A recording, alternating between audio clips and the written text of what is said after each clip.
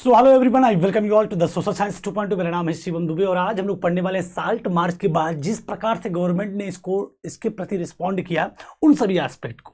Topic हमारा चल रहा है सिविल डिसओबीडियंस मूवमेंट, यानी सविनय अवज्ञा आंदोलन। इसके पहले हमने देखा था complete aspect of non cooperation movement कि असहयोग आंदोलन के थ्रू किस प्रकार से मूवमेंट स्प्रेड आउट हुआ, कैसे लोगों ने पार्टिसिपेट किया, किस नोशन से पार्टिसिपेट किया, उसका आउटकम क्या आया।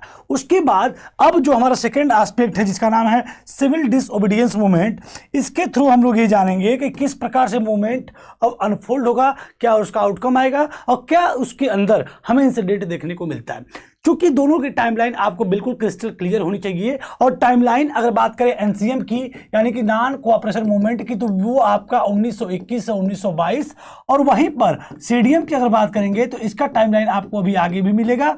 और फिलहाल आपको याद करते हुए लेके चलना है 1930s टू 1931।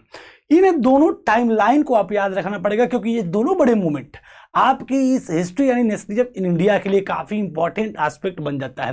क्योंकि क्वेश्चन यहां से बिल्कुल फ्रेम होते हुए हमें हर साल देखने को मिल जाता है, चाहे वो एनसीएम हो चाहे वो सीडीएम हो। तो कहानी क्या है एनसीएम की, उसको हमने देखा। कहानी क्या चल रही है सीडीएम की, और उसमें क्या क्या घटनाएं घट रही उसको हमने देखा।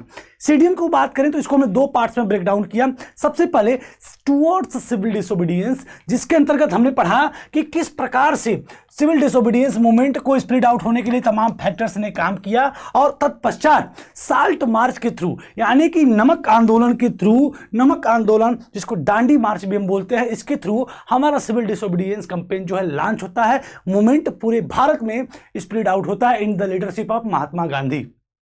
तो साल्ट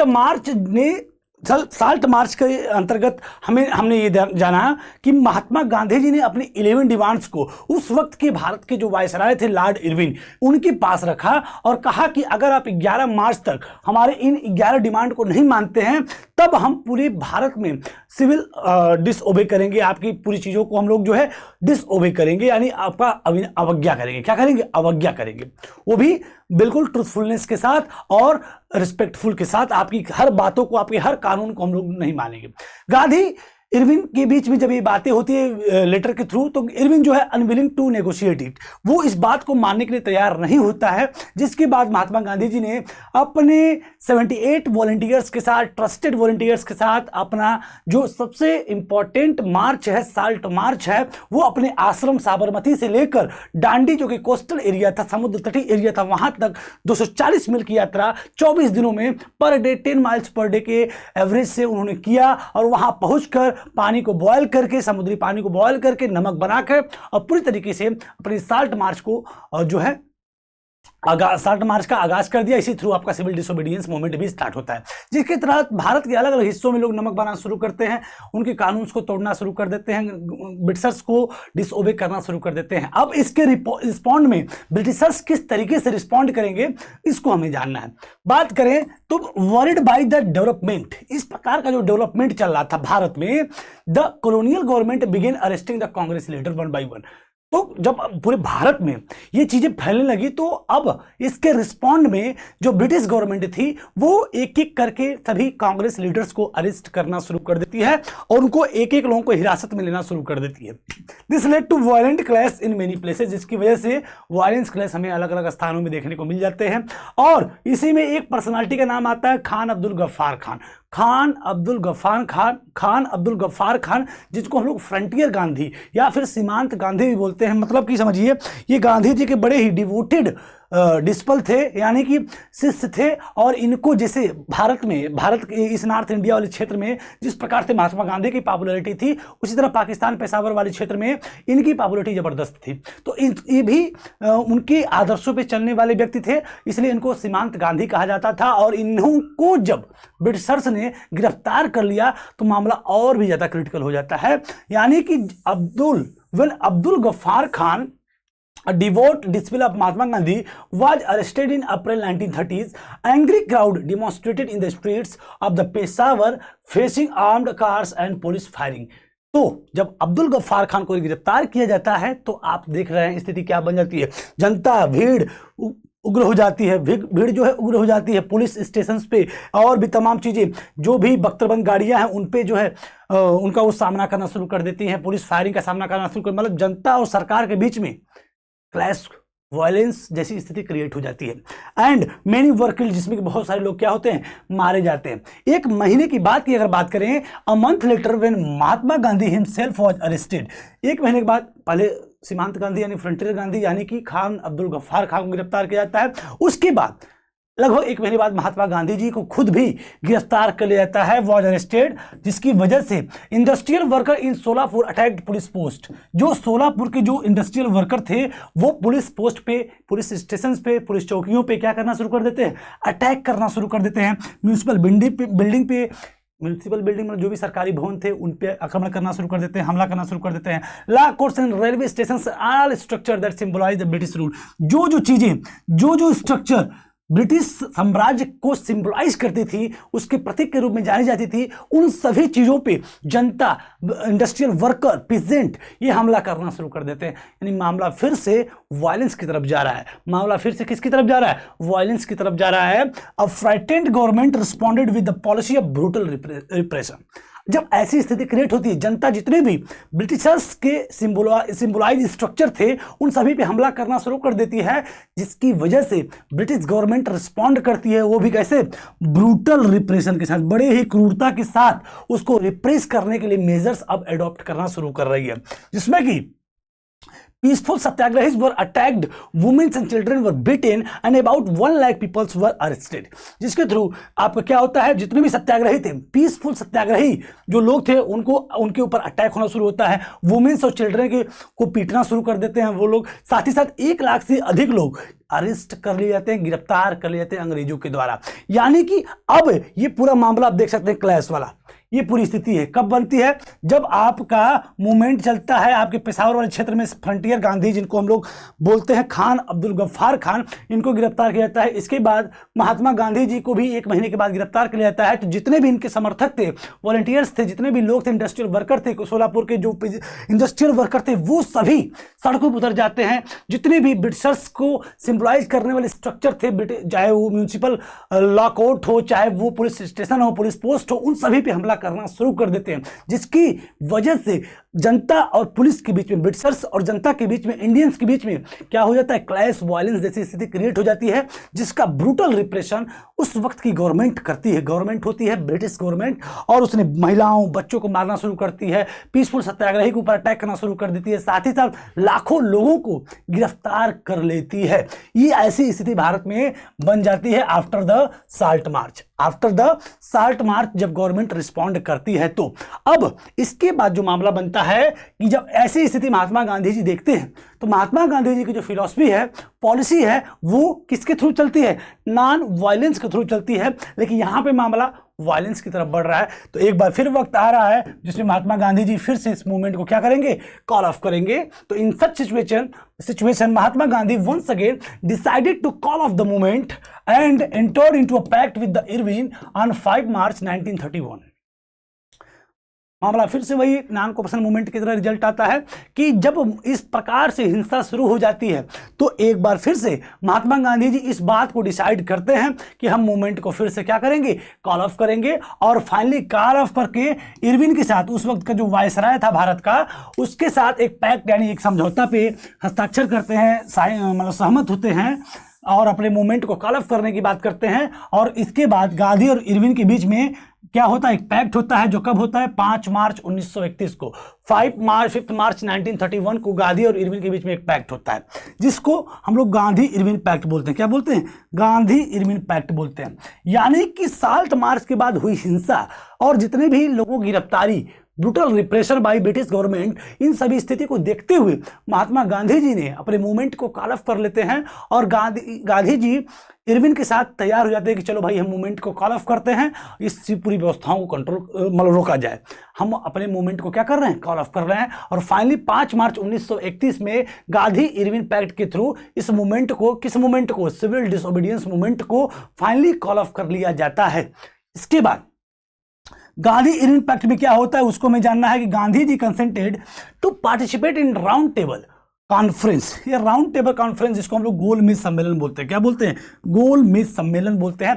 प्रथम गोलमेज सम्मेलन यानी फर्स्ट राउंड टेबल कॉन्फ्रेंस जो कि लंदन में होती थी, उसको कांग्रेस लीडर ने in the time of non cooperation movement, यानी कि असहयोग आंदोलन के समय, जब अंग्रेजों ने इन लोगों को ऑफर किया था कि चलो प्रथम गोलमेज सम्मेलन में, तो इन लोगों ने उस चीज को बहिष्कार कर दिया था। बाइकॉटिंग चल रही थी, उसमें एग्री नहीं हुए और छोड़ दिए कि हम आपके गोलमेज सम्मेलन में भाग नहीं लेंगे। लेकिन इस प्रकार से सिविल डिसोबीडियंस मूवमेंट में जब हिंसा होती है, उसको कॉल ऑफ किया जाता है, इसके बाद गांधी इरविन पैक्ट साइन होता है, तब गांधी जी तैयार हो जाते हैं पार्टिसिपेट करने के लिए। किसमें? राउंड टेबल कॉन्फ्रेंस में। अब ये राउंड टेबल कॉन्फ्रेंस कौन सी है? सेकंड है। पहली को इन्होंने रिजेक्ट कर दिया था, नहीं गए थे। सेकंड में ये गए, गांधी जी क्या हुए? तैयार हुए कि हम चलेंगे राउंड टेबल कॉन्फ्रेंस के लिए। कहां पे?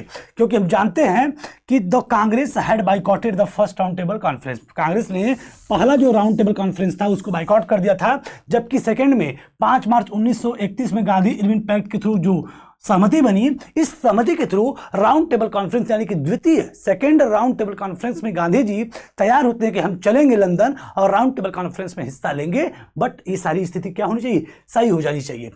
तो लंदन में गए and government agree to the release the political prisoner. Gandhi ji तैयार हुए मूवमेंट को कॉल ऑफ करने के लिए, राउंड टेबल कॉन्फ्रेंस में पार्टिसिपेट करने के लिए। तो वहीं पे गवर्नमेंट भी तैयार होती है कि हम जितने भी पॉलिटिकल प्रिजनर्स हैं, जो राजनीतिक कैदियों को हमने पकड़ा हुआ, जितने भी राजनीतिक व्यक्ति को हमने गिरफ्तार किया है, जितने लोगों को भी हमने गिरफ्तार किया, उनको भी हम क्या कर देंगे? फ्री कर देंगे, छोड़ देंगे, रिलीज कर देंगे। बट आपका इन दिसंबर 1931 Gandhi ji went to London. Gandhi ji दिसंबर 1931 में कहा जाते हैं London for the conference, but the negotiation broke down and he return disappointed. वो दिसंबर 1931 में जाते हैं लंदन राउंड टेबल कॉन्फ्रेंस के लिए, बट उनके हाथ कुछ लगता नहीं है और निराशा के साथ वो भारत में क्या होते हैं? वापस आते हैं। और भारत में जब आते हैं back in India, he discovered that the government had begun a new cycle of repression. और जब भारत में आते हैं तो उनके लिए डबल सरप्राइज। गवर्नमेंट ने कहा कि हम सबको छोड़ देंगे, सारी चीजें कंट्रोल कर देंगे, आप आइए बात करिए, मूवमेंट को आप कॉल ऑफ करिए, तमाम चीजें करिए। गांधी जी तैयार हो गए, गवर्नमेंट भी तैयार हो गई। गांधी जी ऐसा सोच के कि सब कुछ सही हो जाएगा, चले गए लंदन कॉन्फ्रेंस के लिए। वहां जाते हैं तो कुछ खास उनके हाथ लगता नहीं है, निराशा हाथ लगती है। उसके बाद वो भारत आते हैं। भारत आके वो क्या देख रहे हैं कि गवर्नमेंट ने ऐसा कुछ भी जो एग्रीमेंट किया वैसा कुछ भी किया नहीं, बल्कि एक न्यू साइकिल ऑफ रिप्रेशन, एक नए प्रकार की दमनकारी नीति को और भी ज्यादा लागू कर दिया। अभी नीतियां क्या थी? इसके अंदर क्या हुआ कि गफ्फार खान और Jawaharlal Nehru were both in jail. वो लोग अब भी क्या थे? जेल में थे। खान अब्दुल गफ्फार खान और जवाहरलाल नेहरू दोनों लोग जेल में थे। और यहां तक कि Congress had been declared illegal. Congress को भी डिक्लेयर कर दिया गया था क्या? इलीगल, कि ये अवैध व्यवस्था है, ये अवैध चीज है। कांग्रेस मतलब समझिए कांग्रेस को ही इलीगल डिक्लेयर कर दिया गया। किसके द्वारा? ब्रिटिश गवर्नमेंट के द्वारा। And series of measures had been imposed to prevent meeting. और तमाम प्रकार के सीरीज ऑफ जो है सीरीज ऑफ मेजर्स को अडोप्ट किया गया, इम्पोज किया गया। किस चीज के लिए? किसी प्रकार की मीटिंग को रोकने के लिए, डिमॉन्स्ट्रेशन आंदोलन को रोकने के लिए और बाइकॉटिंग को रोकने के लिए। यानी कि जब गांधी जी वापस भारत में आते हैं तो उनको क्या मिलता है? कुछ नहीं मिलता है। कहाँ पे? लंदन में। और भारत में आके वो देखते हैं कि गफ्फार खान भी जेल में है और जवाहरलाल नेहरू भी जेल में है।